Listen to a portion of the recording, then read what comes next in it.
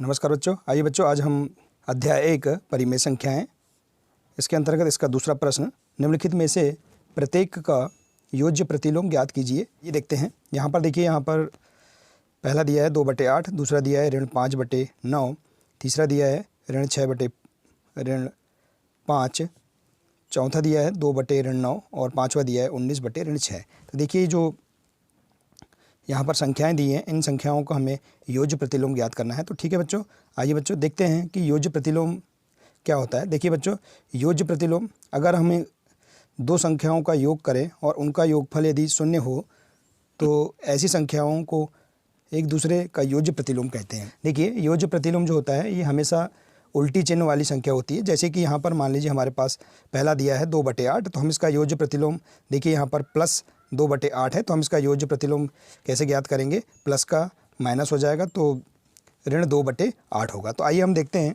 इसी के आधार पर इनको समझते हैं कि योज्य प्रतिलोम निकालेंगे। आइए देखिए, यहाँ पर हम हल करते हैं। देखिए, पहला है 2/8 का योज्य प्रतिलोम। देखिए, यहाँ 2/8 है, इसका योज्य प्रतिलोम क्या होगा? योज्य प्रतिलोम का मतलब होता है उल्टे चिन्ह वाली संख्या। देखिए, यहाँ पर धन 2/8 है, तो हम इसका योज्य प्रतिलोम, धन 2/8 का योज्य प्रतिलोम क्या होगा? ऋण 2/8 होगा। ठीक है बच्चों, तो देखिए हमें यहाँ पर केवल संख्या का चिन्ह परिवर्तन करना है। यदि संख्या धनात्मक रूप में है तो हम उसका योज्य प्रतिलोम ऋणात्मक में लिखेंगे, और यदि संख्या ऋणात्मक रूप में है तो उसका योज्य प्रतिलोम धनात्मक रूप में लिखेंगे। ठीक है बच्चों, तो इस प्रकार से हम यहाँ पर बता सकते हैं। ठीक है, देखिए, योज्य प्रतिलोम में यदि दो संख्याओं का योग करें और उनका योगफल यदि शून्य हो जाए, जैसे कि देखिए यहाँ पर इसका योज्य प्रतिलोम ऋण 2/8 कैसे आया, तो हम यहाँ पर रीज़न बता सकते हैं कि जैसे देखिए 2/8 में यदि हम ऋण 2/8 को अगर हम जोड़ते हैं तो इनका योगफल क्या प्राप्त होगा? शून्य प्राप्त होगा। जैसे देखिए 2/8, यहाँ देखिए धन ऋण का ऋण 2/8। ठीक है, तो देखिए यहाँ पर धन 2/8 है और ऋण 2/8 है, तो देखिए 2/8 में से अगर हम 2/8 को अगर घटाते हैं तो हमारे पास क्या होगा? शून्य प्राप्त होगा। ठीक है बच्चों, तो इस प्रकार से हम कह सकते हैं कि किसी भी संख्या का योज्य प्रतिलोम जो होता है उसकी विपरीत चिन्ह वाली संख्या होती है। ठीक है, तो इस प्रकार से देखिए हम यहाँ पर, तो इस प्रकार से हम यहाँ पर इसे यहाँ रीज़न बता सकते हैं। ठीक है बच्चों, तो आइए इसी प्रकार से दूसरा देखते हैं। देखिए, दूसरा है ऋण 5/9 का योज्य प्रतिलोम बराबर। देखिए, ऋण 5/9 का योज्य प्रतिलोम क्या होगा? तो हम यहाँ पर देखेंगे ऋण 5/9 है, तो क्या हो जाएगा? धन 5/9। ठीक है बच्चों, तो इस प्रकार से हम यहाँ बता सकते हैं। तो ठीक है बच्चों, देखिए यहाँ पर चिन्ह परिवर्तन कर देंगे, विपरीत चिन्ह वाला संख्या हम लिखेंगे। तो यहाँ ऋण 5/9 है, तो इसका योज्य प्रतिलोम धन 5/9 होगा। ठीक है, हम इसका रीज़न भी हम बता सकते हैं। ठीक है, इसी प्रकार से देखेंगे तीसरा क्या है? ऋण 6/5 का योज्य प्रतिलोम बराबर। देखिए, ऋण 5 का योज्य प्रतिलोम क्या होगा? देखिए यहाँ पर ऋण 6/5 है, तो देखिए यहाँ पर ऋण से ऋण क्रॉस हो जाएगा, तो यहाँ पर क्या आएगा? 6/5। तो इस 6/5 का योज्य प्रतिलोम क्या होगा? इसका योज्य प्रतिलोम होगा,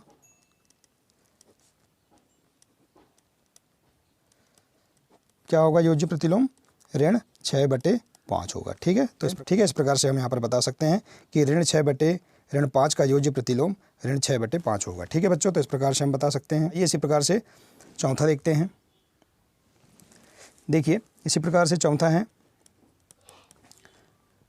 2/, का योज्य प्रतिलोम बराबर। देखिए यहाँ पर 2/9 है, तो ऋणात्मक संख्या है, तो इसका हम विपरीत चिन्ह वाली संख्या लिखेंगे, तो क्या आ जाएगा? 2/9। ठीक है, तो ऋण 2/9 का योज्य प्रतिलोम क्या होगा? 2/9 होगा। ठीक है, इसी प्रकार से देखिए, इसी प्रकार से पाँचवा है 19/6 का योज्य प्रतिलोम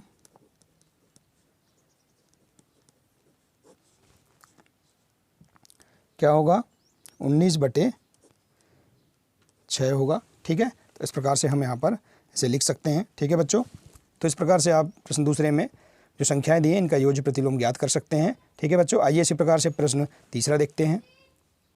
ठीक है बच्चों, इसी प्रकार से तीसरा प्रश्न देखते हैं। तीसरा प्रश्न है x बराबर 11/15। पहला है x बराबर 11/15। इसी प्रकार से दूसरा है x बराबर ऋण 13/17। यहाँ x के मान दिए हैं। ठीक है, के लिए सत्यापित कीजिए कि ऋण कोष्टक में ऋण x बराबर x, मतलब ऋण x बराबर है x के। तो इसके आधार पर हमें पहला और दूसरा सवाल हल करना है। आइए हल करते हैं। देखिए, पहला सवाल है x बराबर 11/15। ठीक है, जिसमें x का मान 11/15 दिया है। तो ठीक है, हम सत्यापित करेंगे इसके लिए। ये यहाँ पर हम सत्यापित करेंगे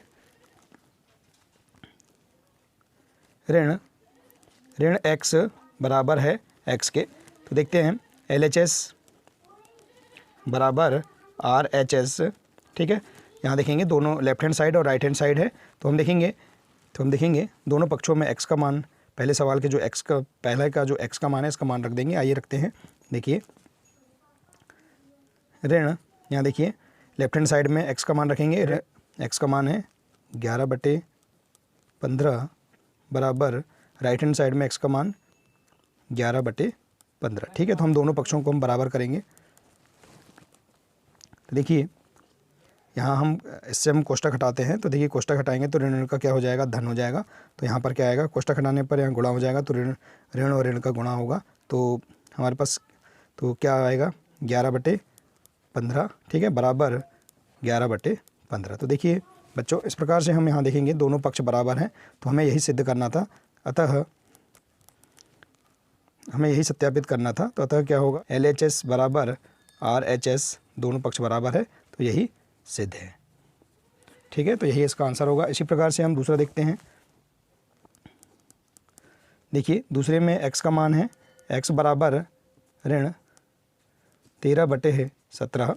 ठीक है, तो अब हम देखेंगे लेफ्ट हैंड साइड और राइट हैंड साइड में हम देखेंगे मान रखेंगे x का। ऋण x बराबर x, तो यहाँ x का मान क्या दिया है, देखिए ऋण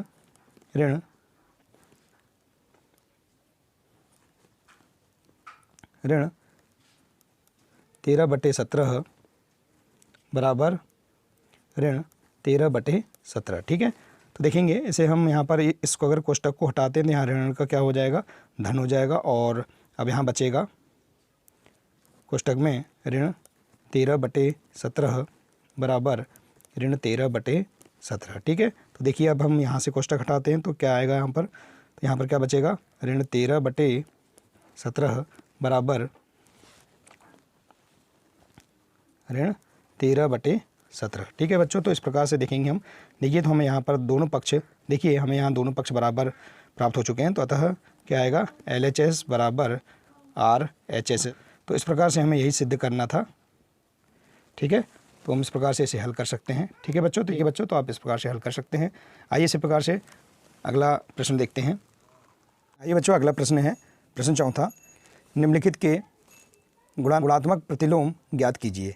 ठीक है, तो देखिए यहाँ पर देखिए इसमें 6 सवाल दिए हैं।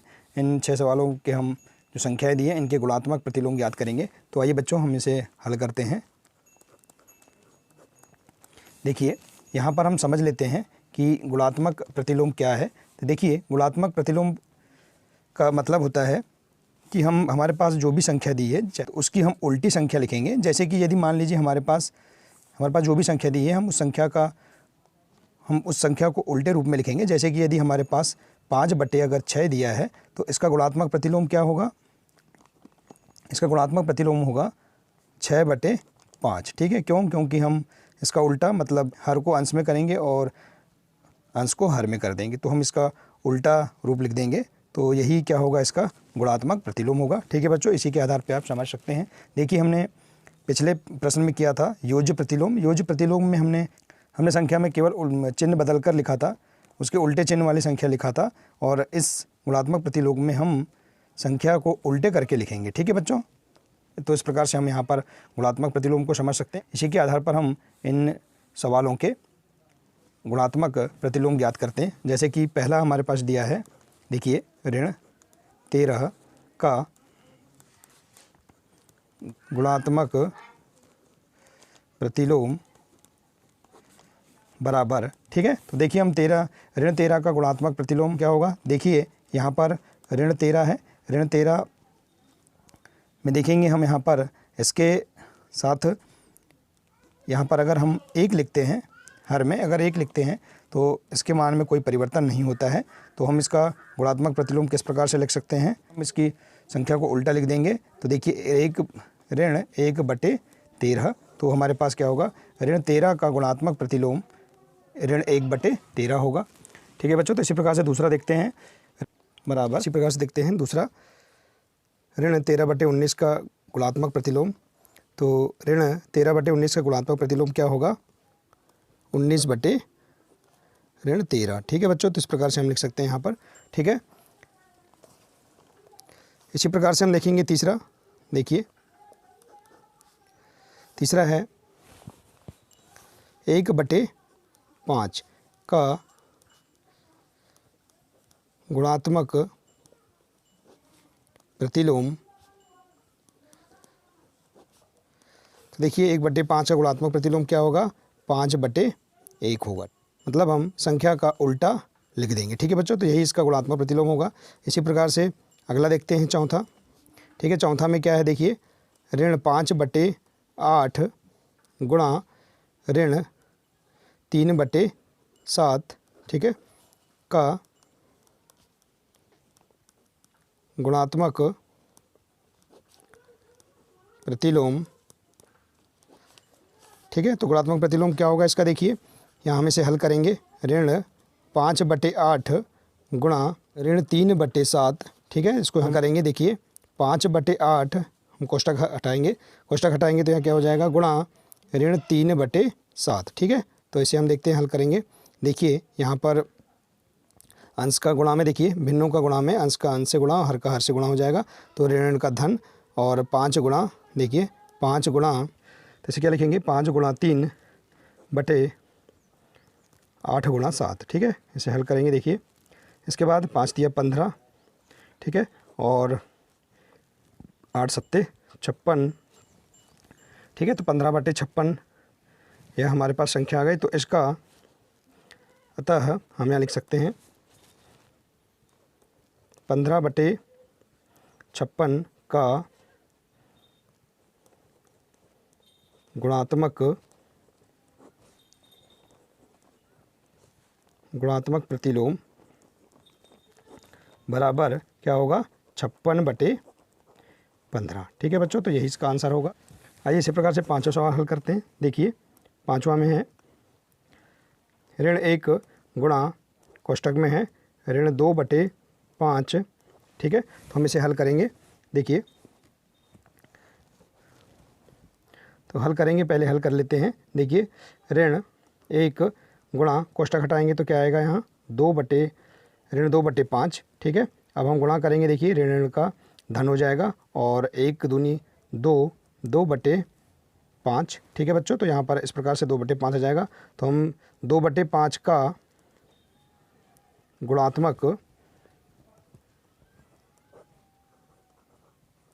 गुणात्मक प्रतिलोम बराबर क्या आ जाएगा, 5/2, ठीक है। तो इस प्रकार से यह इसका आंसर हो जाएगा, ठीक है बच्चों। तो इस प्रकार से हम इसे हल कर सकते हैं। आइए इसी प्रकार से अगला देखते हैं, छठवां। देखिए बच्चों इसी प्रकार से छठवां है, छठवां में दिया है ऋण 1, देखिए तो देखेंगे ऋण 1 का गुणात्मक प्रतिलोम बराबर क्या होगा, इसका गुणात्मक प्रतिलोम क्या लिखेंगे, ऋण 1 ही लिखेंगे, ठीक है बच्चों। तो इस प्रकार से हम लिख सकते हैं, या फिर हम ऋण 1/1 भी लिख सकते हैं, या ऋण 1/1 भी लिख सकते हैं, लेकिन हम नहीं लिखेंगे, इसलिए सही आंसर क्या होगा, ऋण 1 होगा, ठीक है। तो ऋण 1 का गुणात्मक प्रतिलोम क्या होगा, ऋण 1 ही होगा, ठीक है बच्चों। तो इस प्रकार से आप प्रश्न चौथा कि सभी सवालों के गुणात्मक प्रतिलोम इस प्रकार से आप बता सकते हैं, ठीक है। तो ठीक है बच्चों, आपको वीडियो बहुत अच्छा लगा होगा, ठीक है बच्चों। मिलते हैं नेक्स्ट वीडियो में, नमस्कार।